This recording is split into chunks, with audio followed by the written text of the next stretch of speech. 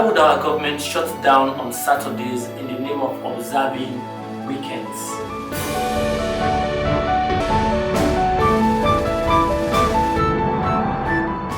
Hello Africa, I am Umar and I want to talk about a very crucial aspect about Africa's development, and that is our lack of sense of urgency. One area where we Africans have always got it wrong is our utilization of weekends. For God's sake, where did Saturdays come from?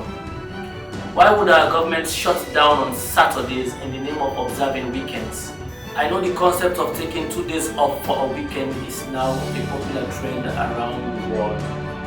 But hear this. When developed countries in the West were in the process of reaching their desired height of growth, such as during the 18th and 19th century, the weekends as we know them today were not in the schedule of those governments. If at all, the only certain day for a rest was Sunday, since most of them were Christians. In Britain, the present day idea of longer weekends first arose in the industrial north in the 19th century and was originally a voluntary arrangement between the factory owners and their workers. Even at that, employers only allowed their workers to take a day off on Saturday afternoon at 2 p.m. on the basis that on Monday morning the staff would be ready for work, sober and refreshed.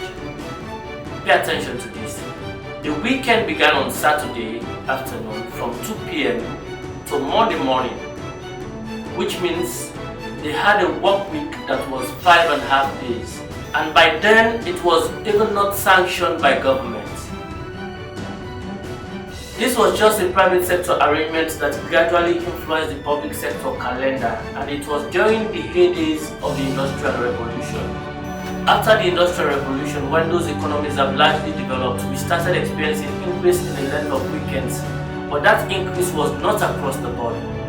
It was associated with the trend of increases in real per capita income. This means the full 2 days weekend that we know today was adopted by countries in the West, gradually based on how satisfied they were with their development process.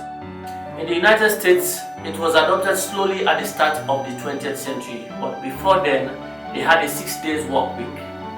Now the reason why I'm bringing this up is to expose the folly of us Africans who adopted these arrangements from our colonial masters, lock, stock and barrel. In the 1960s, when much of our countries gained self-rule, our leaders never bothered to check the world clock to determine where we wanted to be at a given time in the future. Like everything they inherited from the white man, we adopted the Saturday holiday and started shutting down government from the one of independence. Now imagine how many Saturdays our governments have shut down from 1960. Let's do the maths briefly, with 1960 being the average year of independence for much of Africa. Now there are about 52 Saturdays per year. Multiply 52 by 60 years. That is from 1960 to 2020. My maths is not very strong, but that will give you 3,120 days. Now divide that by 365 days, leaving out the extra days in the leap year. You'll get 8 years, 5 months and 4 weeks. That is equivalent to 2 presidential terms in Nigeria. 8 years of doing nothing, all in the name of observing a weekend called Saturday, when most of our countries in Africa have still not attained the middle income status.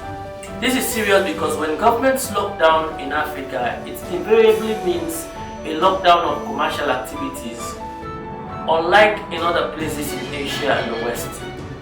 That is, when there is a weekend, banks and other businesses close down. Do you know that in the UK, one of the countries that gave us this arrangement, they are encouraging shops and other services to be open even on Sundays? The laws for shop opening hours differ from place to place. In fact, in Scotland, there is no restriction in the law on shop opening hours on a Sunday. In effect, every day is a business day. Now try opening your business on Sunday in Freetown and then you'll be at odds with the law. Africa, why don't we just reduce our hours of shutting down government? In fact, for most public sector workers, the weekend begins on Friday. Friday is mostly a half day, meaning our actual work week is 4.5 days. Let us ask ourselves this question. With these arrangements, how long will it take us to attain prosperity?